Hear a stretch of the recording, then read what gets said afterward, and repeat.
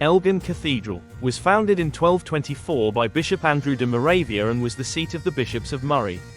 The building, once known as the Lantern of the North, for its beauty and size, endured several fires and cycles of reconstruction before falling into ruin after the Scottish Reformation. Establishment in Elgin 1224. The seat of the Bishop of Moray had previously moved between Burney, Caneda, and Spiney. In 1224, Bishop Andrew de Moravia secured permission from Pope Honorius III to move the episcopal seat to Elgin, which was a royal borough with the added security of a royal castle. The fire 1270. The cathedral's first fire, which happened under unknown circumstances, severely damaged the original structure. The subsequent rebuild was even grander, doubling the choir's length and adding aisles, which resulted in a nave design that was exceptionally wide and unique in Scotland. The Wolf of Badenoch 1390. The most infamous act of destruction came in 1390, when Alexander Stewart, the Earl of Buchan, known as the Wolf of Badenoch, burned the cathedral and much of the town. He had been excommunicated by the bishop for his actions, and the burning was a violent act of revenge. After he pleaded for forgiveness, he was ordered to pay for the rebuild, which continued for many years and required additional church funding. 15th century rebuilding. Restoration was a major undertaking. The west front and chapter house were renovated, and a new central tower was constructed.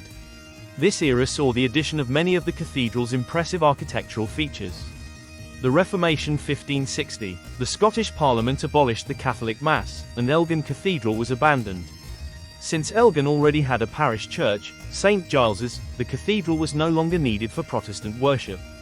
Stripping of the lead roof 1567. The decline began officially when Regent Murray ordered the lead to be stripped from the cathedral's roof to sell. However, the ship carrying the lead sank near Aberdeen, and without its protective roof, the building's fabric was exposed to the elements.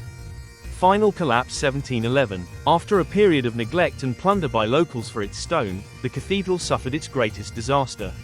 On Easter Sunday 1711, the central tower collapsed, bringing down the nave and other parts of the building.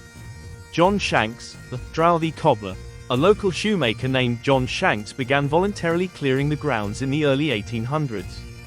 He cleared massive amounts of rubble and debris, helping to reveal the original plan of the structure. He was eventually hired as the site's official keeper. State ownership and restoration. In the 19th and 20th centuries, conservation and restoration efforts were undertaken. Key projects included re-roofing the chapter house, stabilizing walls, and restoring the western towers, which included opening one for visitors to climb. Today, the ruins are maintained by Historic Environment Scotland.